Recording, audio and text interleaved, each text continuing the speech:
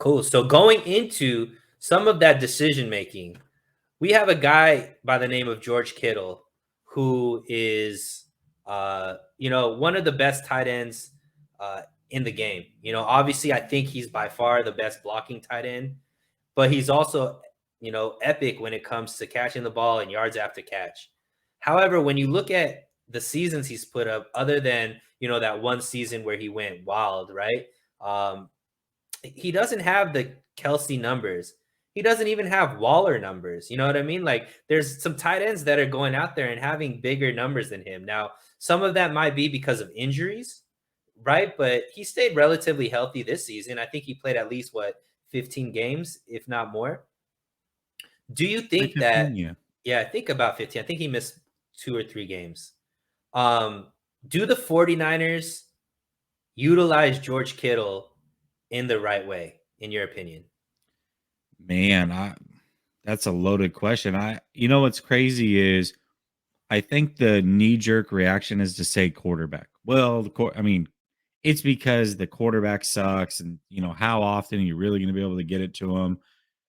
But in reality, I think Jimmy Garoppolo was one of the best things that could have happened to Kittle because he will utilize him over the middle and go to him repeat. I mean, he forced the ball to Kittle in some bizarre moments.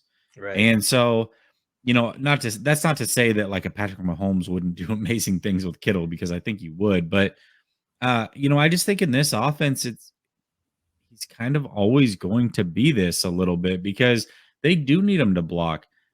That's the other part is that he's so good at blocking that he hurts himself as far as putting up numbers.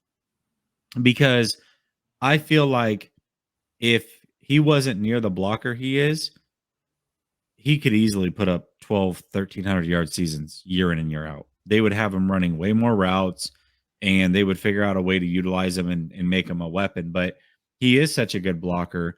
And I also, you know what, when I watched Kittle, and I brought this up, it was after the Jags game that I went to me, that dude is always limping. Every time you see him, he's got a limp to him.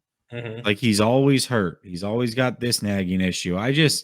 I wonder how long before he fully breaks down because he plays a brand of football that is taxing and physical. And man, he just constantly looks hurt to me. So to answer your question, I think they are using Kittle the right way, at least the right way for what Jimmy Garoppolo brought to the table. Curious to see if that usage changes once Trey is there, but the fact that he's such a good blocker, I mean, you can just turn on film and he would have 0 catches and people would say he's playing bad, but you watch it and go, well, I mean, not really. He's a big part of that run game. Without him there, they're not able to break this big run or break that big run. So, he's definitely making an impact every single game. It's just not showing up in the stat sheet. So, for for what Jimmy Garoppolo brought to the table and what this offense was with Jimmy Garoppolo, I think he was utilized probably the way that he could be utilized. That's interesting. Kim kind of, you know, goes along with you. Kittle's getting worn down. Um, Ryan saying he might have less games this year, so he's catching more hospital balls. Little dig at Jimmy.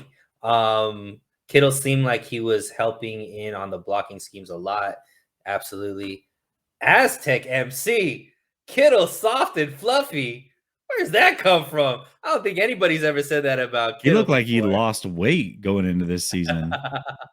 Harold Murillo bringing up a good point, considering the weak offensive line. Obviously, Kittle has to do more. Locarius Sunil spelled wrong. It's E-I-E-I. Uh-oh. That's how you spell it. Just think of Nelly. Sunil in a run-first offense, a selfless tight end is gold. Love me a guy who loves to flop edge rushers on their butts. Apologies if I spelled your name wrong. I'm kind There of you drunk. go. Hey, bro, if you kind of drunk, get way drunk because I don't want you even thinking about whether you drunk or not. Go get that, man. We don't do anything half-ass on So Real Sports Talk. So take another shot for me and Jesse. Yeah, yes, Um, sir. let's see. Paul Perryman needs to do some yoga with Debo this offseason. He drinking the Henny. Let's go, baby. Okay, cool. So Kittle. So I agree. I mean, obviously, Kittle is a dual threat in that he's as great of a blocker as he is a pass catcher. The problem to me, though, Jesse, is him being utilized in the passing game, I think, opens up a lot for the running game and for the other receivers on there. Now, could be obviously, like you said, default answer is Jimmy's the issue. So that's the reason why he isn't getting the numbers that he's getting. But I also think that for some reason, there are games where Kittle's not even targeted. Like he's targeted 4 times in a game. That's not a Jimmy thing. If I To me, I'm looking at Kittle as somebody who should be force fed at certain points in the game, right? Maybe in the red zone, or maybe like maybe in some of these games where he's only targeted 2-3 times in the first half. Force feed him a couple of plays in the second half to get him active in that selflessness is great, but sometimes maybe he needs to be a little more selfish and demand the ball a little bit more, because I do think that would change some of the dynamics of this offense. So I would kind of push back. I don't think he's being utilized. I don't think we're getting the full force of what George Kittle could be. And what it does is it makes the team kind of one dimensional, right? So that's what happened in the Rams game. They knew that if you stop Debo, you stop Mitchell. I guess we lost Jesse, but in my opinion, I think that it slows down what the offense does when George Kittle isn't a threat.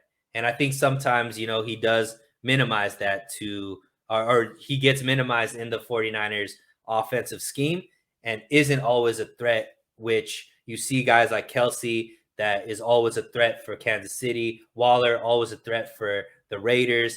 And I think he's in that mold where he should always be a threat for the 49ers. Let us get some of you guys in here till Jesse gets back on. Doesn't Kittle have pretty thin, small calves?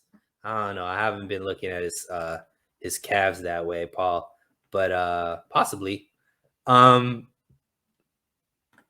Let's see. Trey Lance, Fossey, thank you for joining in. I don't know if I pronounced that right. Fossey.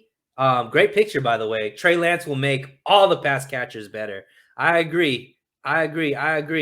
Jesse is saying he will be back. Hopefully everything's good on his end. Locarius, with the weapons we got, we might want to pick games where we can victimize certain players. For example, if they got a weak nickel, it's Kittle time, baby. Look, every nickel is weak. Every nickel is weak compared to George Kittle, so it should always be Kittle time. Kittle won't have to block with Trey. That's an interesting point, Aztec. I think that he still will have to block until the 49ers shore up that offensive line, especially the side that he's always blocking on, which is the right side. So, hopefully they make some good moves this offseason to strengthen up that offensive line so that they don't need Kittle jumping in there as often as he does. Paul Perryman, I think Kittle is tougher than his body size dictates with them twigs. All right, a little bit of bail for Kittle's weak calves, I guess.